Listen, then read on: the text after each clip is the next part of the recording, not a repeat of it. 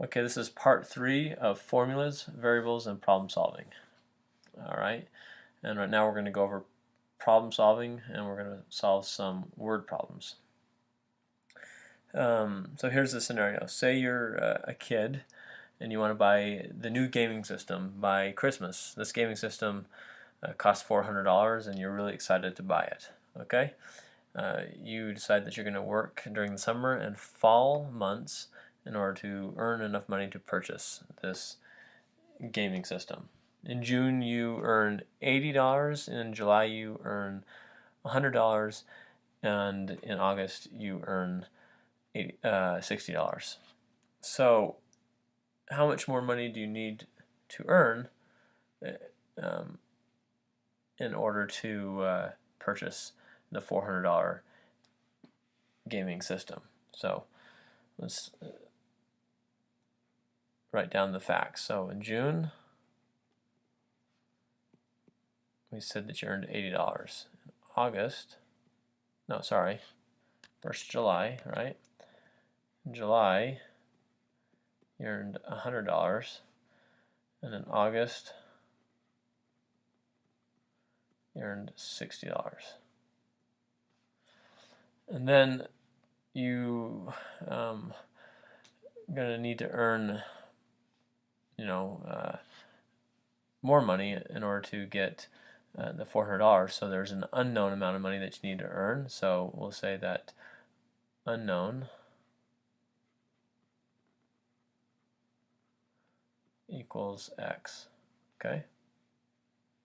So if we write this as an equation, it would be 80 plus 100 plus 60 plus X equals 400.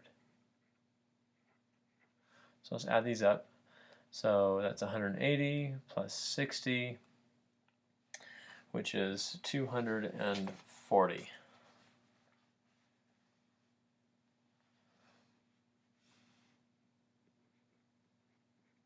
And then plus the X equals 400.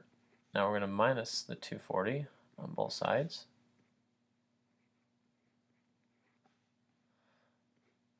Alright. And when we do, we're going to get a total of 160.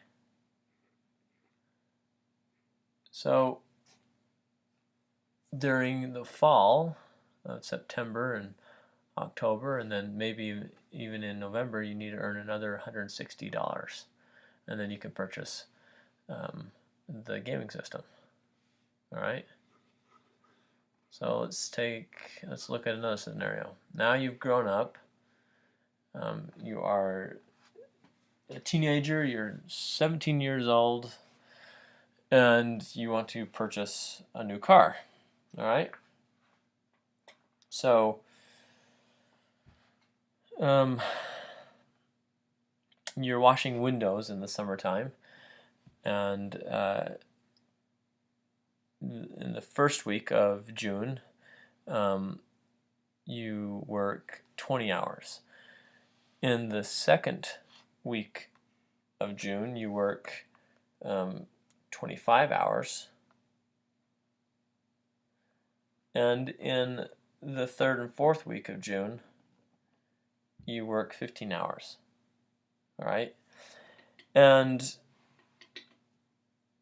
at the end of the month, you add all of your earnings and you realize that you've made $1,125. So what is your hourly wage? Well, let's do the math for that. So we know that in the first week, right? Let's call it 1. We'll call it week 1. Then week 2,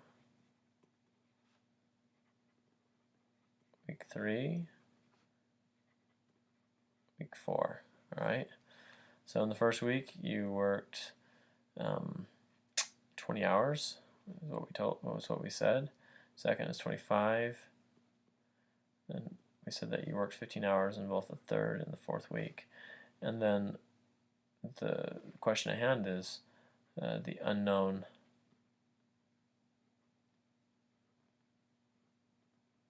hourly wage. Let's call it unknown, and we'll call that x. All right. All right, and then we also know that total amount earned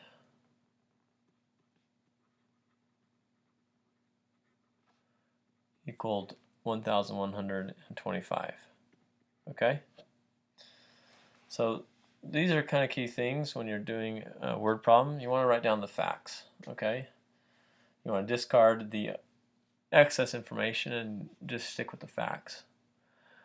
Well, this x can be applied to each one of these numbers. Why? Because it's 20 hours paid at X amount of dollars per hour. So it's going to be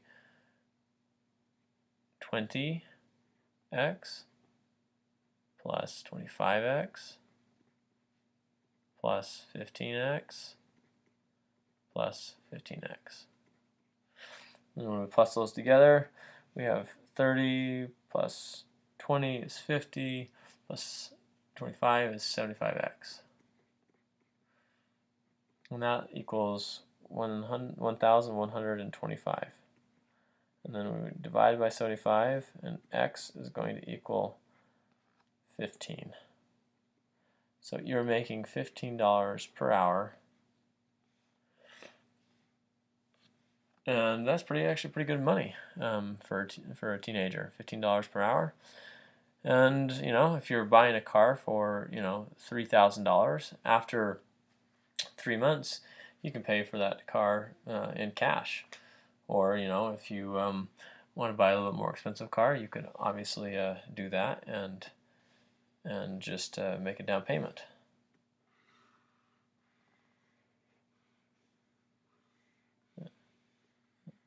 And take out a loan, of course, as well.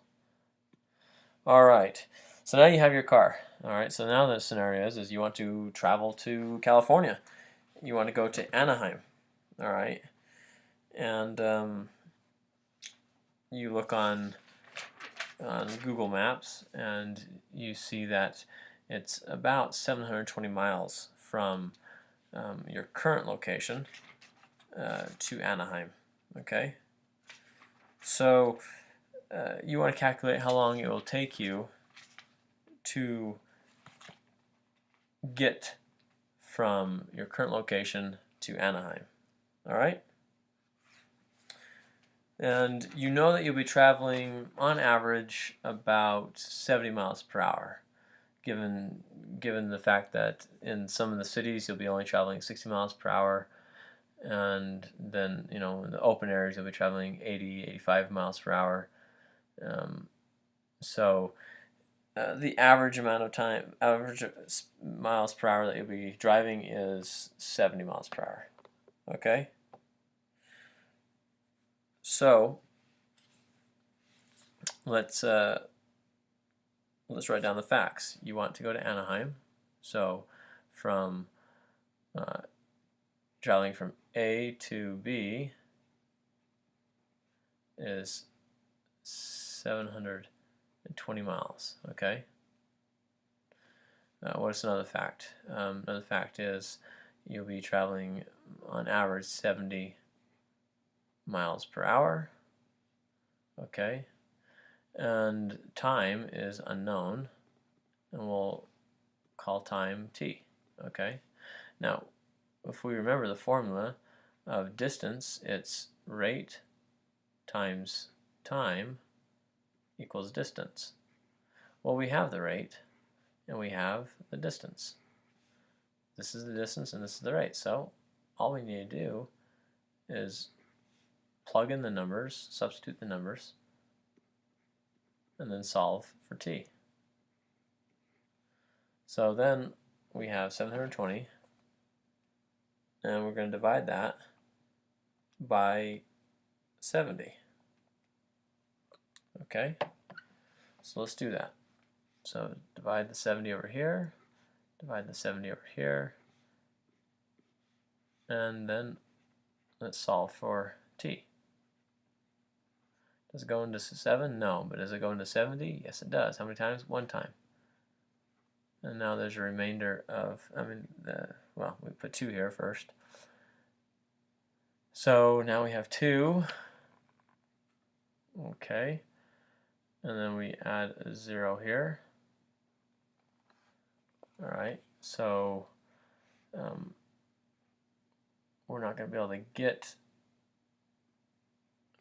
get a number that nothing times 70 equals 20, so we're going to put a 0 here, and then a dot right there, and add another 0 here.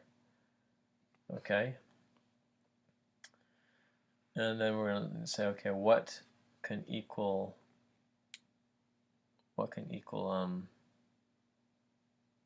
20? I mean 200. Well, we could say it's 2. So that would be 140. And then we're going to have a remainder of 60. We got another 0 here, and does anything equal 600? 70 times something equals 600. How about 8? That would be 560. And then we're going to have a remainder of 40. I think we're just going to stop there. So it's going to take you about 10 hours. 10 hours, 0.2. So 10 hours, 0.3, 10.3 hours. That's how long it's going to take you to get there. That's not the friendliest number to deal with. It'd been better if we would have had an average of 60 miles per hour, because then we could have divided that into 720, and that would have been 12 hours, give or take. But that's okay. We did 70, and it's 10.3. Okay. Well, that's pretty much it, and we won't be doing another. We won't be doing another part of this. That's the end of formulas, variables, and problem solving.